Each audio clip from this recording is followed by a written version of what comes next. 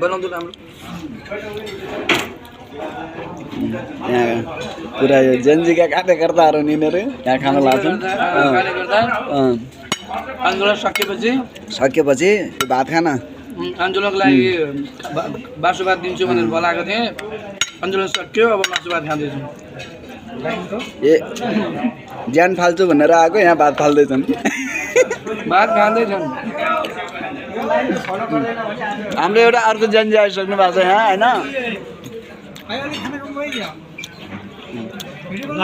So मजाले देख्न सक्नुहुन्छ तपाईँहरू हाम्रो टिम चाहिँ यहाँ खाना खाइरहेको छ। हामी यताबाट मात्रै कति हेर्ने होइन यताबाट पनि हेरौँ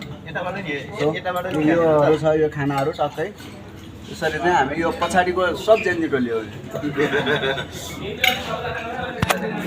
ओके हजुर